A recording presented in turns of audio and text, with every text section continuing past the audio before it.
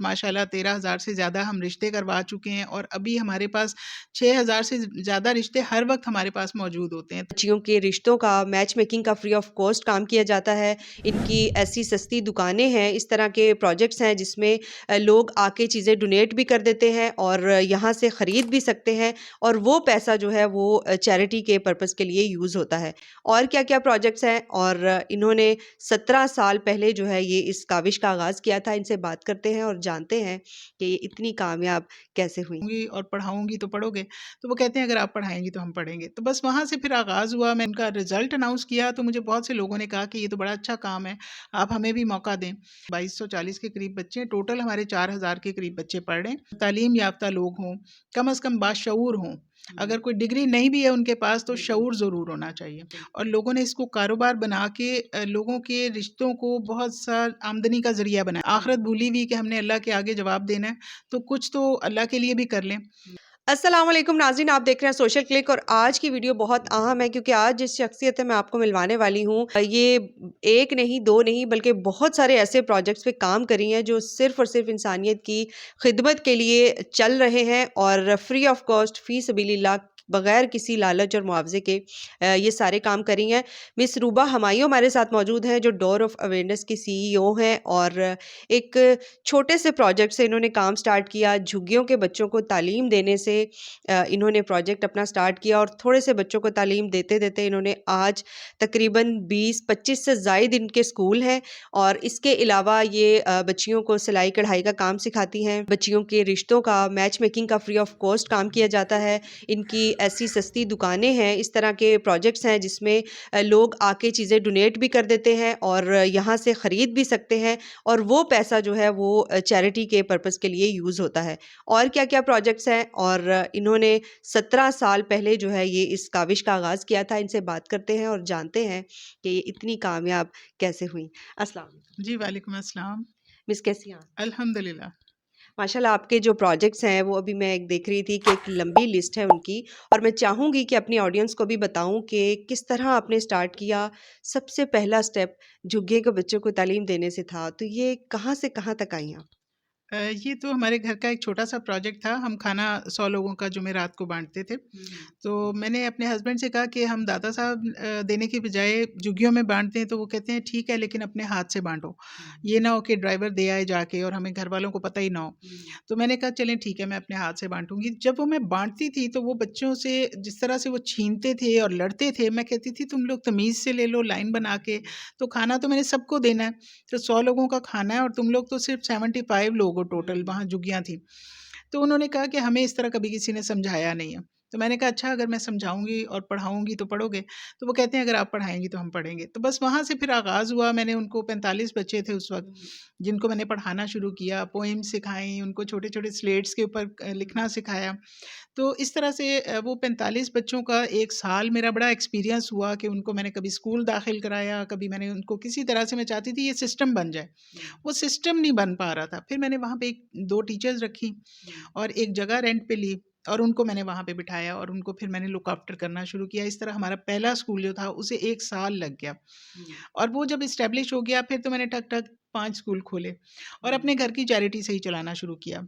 लेकिन फिर मुझे जब मैंने उनका रिज़ल्ट अनाउंस किया तो मुझे बहुत से लोगों ने कहा कि ये तो बड़ा अच्छा काम है, आप हमें भी मौका दें। तो इस तरह से फिर लोग भी आते गए, फिर हमने इसे रजिस्टर करा लिया और इस तरह से ये काम फिर अल्हम्दुलिल्लाह अब इस वक़्त हमारे 28 स्कूल चल रहे हैं, जिनमें से हमने बहुत से स्कूल लोगों को बना के भी दे दिए और अभी 16 स्कूल हमारे पास हैं, उसमें तकरीबन 2240 के करीब बच्चे हैं, टोटल हमारे 4000 के करीब बच्चे पढ़ रहे हैं। तो हमारे साथ ही स्कूलों के अंदर ही सिलाई सेंटर भी होते हैं, जिसमें उन बच्चों की माएँ और कम्युनिटी की लड़कियाँ वगैरह सीख रही होती हैं, सिलाई सीखती हैं। फिर हमारे अब माशाल्लाह टैप्टा से भी हम रजिस्टर्ड हो गए हैं, तो कंप्यूटर सेंटर भी एक स्कूल में है और इसी तरह ब्यूटिशियन कोर्स भी एक स्कूल में हो रहा है। इस तरह से बच्चियों को भी हम चाहते हैं वो भी एम्पावर हों। तो बाज़ बच्चियाँ हैं जो कि फाइनेंशियल बहुत बुरे हालात में हैं, तो जब वो सीख लेती हैं, कमाने लगती हैं, तो उनके घर के हालात भी बेहतर हो जाते हैं।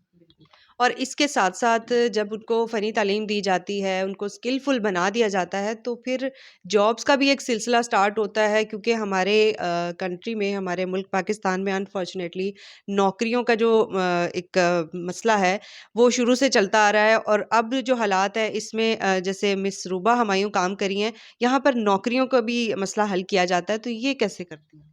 जी, हम लोग जॉब प्लेसमेंट भी हम बहुत सी करते हैं, हमारे क्लोज़ ग्रुप बने हुए। तो उसमें फिर जब कोई कहता है कि हमें इस तरह का मुलाज़िम चाहिए हुँ, और कोई मुलाज़िम है वो हमें लिखवा देते हैं हमें जॉब चाहिए, तो हम उन्हें रेफ़र करते रहते हैं। सही। और जॉब ग्रुप्स हैं जो क्लोज़ ग्रुप्स हैं उसमें सब लोग डालते रहते हैं हम लोग, तो वो जिस चीज़ को चाहिए होता है वो उसमें। तो इस तरह से कई लोगों को हमने जॉब्स भी दिलाई हैं हुँ, अल्हम्दुलिल्लाह। लेकिन मैं समझती हूँ कि काम बहुत ज़्यादा है, हमारा तो अभी बहुत ही एक मैं समझती हूँ कि बहुत कम काम है। इस वक़्त देखें कि जॉब प्लेसमेंट कितना बड़ा काम है। हुँ, फिर इस वक़्त बेहुनर लोग कितने ज़्यादा हैं, तो स्किल डेवलपमेंट हमारा बहुत फ़ोकस है इस पे। हम अपने स्कूलों के बच्चों को भी बहुत से हुनर सिखाते रहते हैं।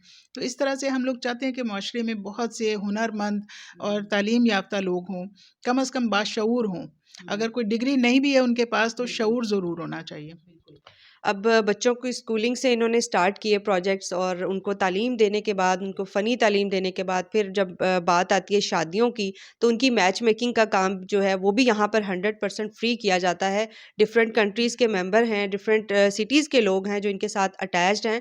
तो मैम ये मैच मेकिंग का काम जो है आजकल इस पे लोग जो है इसको कारोबार के तौर पे इस्तेमाल करते हैं और बहुत पैसा भी कमाते हैं। लोगों की बच्चियों का दिल आज़ारी भी की जाती है, बहुत सारा वक़्त भी बर्बाद किया जाता है।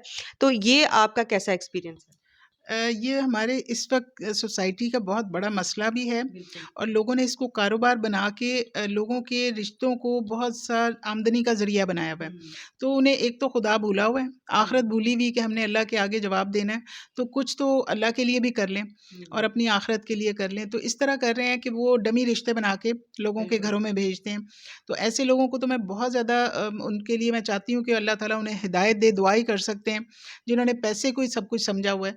तो हमारे जितने भी मेंबर्स हैं 60 के करीब हमारे मैच मेकर्स हैं जो कि हुँ, वॉलंटियर हैं और वॉलंटियर। वो सब माशाल्लाह अफोर्डिंग हैं। कोई ऐसा नहीं है कि जो पैसों के लिए कोई काम करना चाहता हो, कम से कम उनकी नीयत खालिस है और हम सब मिल के इस काम में फ़ीस फ़िलीला काम कर रहे हैं और रिश्ते कराने का कोई पैसा नहीं लिया जाता, ना पहले ना बाद में। कमाल हो गया और सबसे बड़ी जो खूबसूरत बात है और ख़ास बात है ये जो मैच मेकिंग वाला इनका प्रोजेक्ट है उसमें ये है कि ये फैमिलीज़ को एक इवेंट ऑर्गेनाइज़ कर लेते हैं महीने में एक दफ़ा सुन्नी और शिया जो कम्युनिटी है उनके लिए। तो उनके जितने भी रिश्ते होते हैं या जितने भी लोग होते हैं मैच मेकिंग के लिए उनको एक इवेंट में बुला लिया जाता है और फ़ेस टू फ़ेस जो है उनकी प्रोफ़ाइल्स जो है एक-दूसरे के साथ शेयर कर ली जाती हैं। तो मेरा ख़्याल है ये सबसे बेहतरीन तरीका है बजाए इसके कि बच्चियों के घरों में जाके चाय पी जाए और उनका भी टाइम बर्बाद किया जाए और उनको उनकी दिल आज़ारी भी की जाए, तो ये इस तरीके से काम करती हैं बिल्कुल ट्रांसपेरेंटली। इसके अलावा और भी इनके बहुत सारे प्रोजेक्ट्स हैं मैम जो आपका इस वक़्त चल रहा है प्रोजेक्ट या जो ज़्यादा कामयाब है उसके बारे में बताएँ?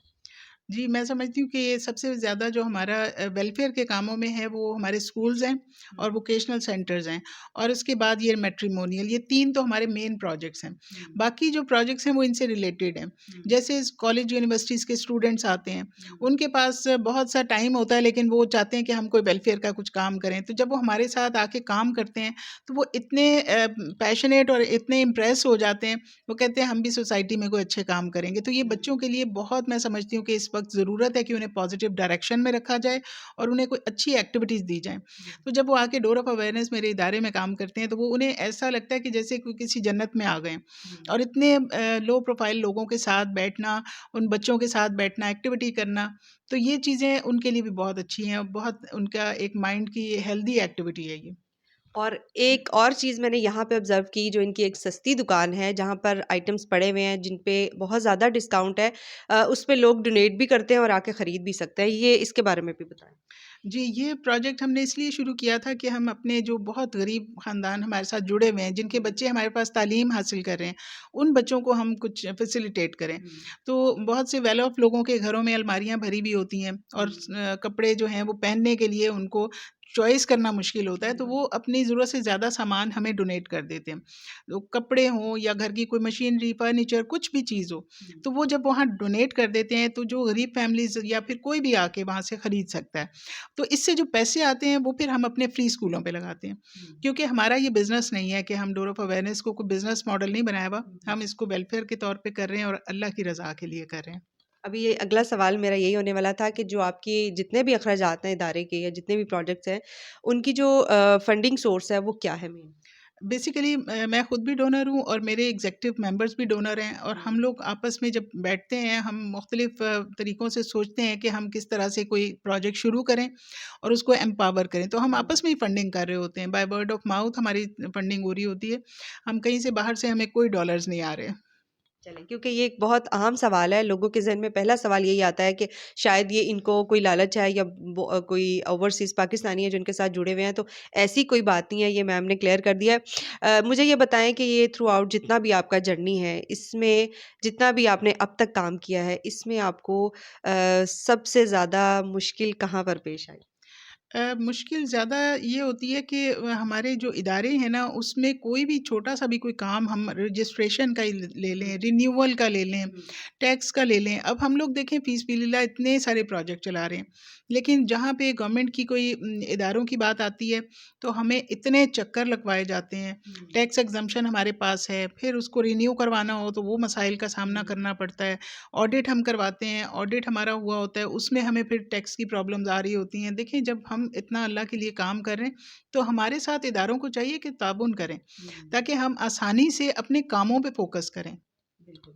उसके अलावा लोग आपके साथ अच्छे तरीके से ताउन करते हैं? जी, लोग तो इतनी दुआएँ देते हैं, ये सब दुआओं से ही हमारा चल रहा है, जो आप आज माशाल्लाह 13,000 से ज़्यादा हम रिश्ते करवा चुके हैं, और अभी हमारे पास 6,000 से ज़्यादा रिश्ते हर वक़्त हमारे पास मौजूद होते हैं। तो उसकी वजह यही है कि लोग हमारे ऊपर ट्रस्ट करते हैं, और ज़ाहिर है फिर जब ट्रस्ट कर रहे होते हैं लोग, दुआएँ दे रहे होते हैं, तो आपका सिस्टम उसमें बरकतें ही बरकतें आ जाती हैं। माशाल्लाह, बहुत अच्छा लगा मैम से बात करके और उम्मीद करते हैं कि इस प्रोग्राम को देखने के बाद आपके भी नॉलेज में बहुत इज़ाफ़ा हुआ होगा। इसको लाइक और शेयर करें ताकि इनकी जो बातें हैं वो ज़्यादा से ज़्यादा आगे फैलाई जा सके। मैं चाहूँगी कि आप हमारी ऑडियंस को कुछ मैसेज भी दें ताकि जो ये आपका प्रोग्राम है मज़ीद इसको स्ट्रॉन्ग बनाया जाए। जी, बस मैं ये चाहूँगी कि आप लोग जब भी कोई काम करें, अल्लाह के लिए ज़रूर करें। जैसे अल्लाह ताला ने ज़कात रखी है कि आप अल्लाह की राह में 2.5% दें, लेकिन एक जगह ये भी कहा गया है कि जो अपनी ज़रूरत से ज़्यादा है, वो अल्लाह की राह में दे दें। तो हम ज़रूर अल्लाह की राह में अपना वक़्त दें, अपने माल से ज़्यादा वक़्त, और इस तरह की चीज़ें भी कीमती होती हैं। तो आप ज़रूर अपने वक़्त को भी दें, और अपने इस तरह के जो नेकी के कामों में अपना हिस्सा ज़रूर डालें, क्योंकि यही फ़ाइलें आखिरत में खुलेंगी। जो यहाँ खा लिया, पी लिया, वो उसका तो हिसाब देना है, लेकिन जो नेकी के काम हैं, वही हमारा एसेट होंगे। Thank you so much miss Ruba Humayun हमारे साथ मौजूद थी और इसी के साथ मैं आप लोगों से भी इजाज़त लेना चाहूँगी। अपना बहुत सारा ख्याल रखिएगा और कमेंट्स में ज़रूर इनके बारे में कुछ ना कुछ खूबसूरत अल्फाज लिखिएगा। Thank you so much. अल्लाह हाफ़िज़।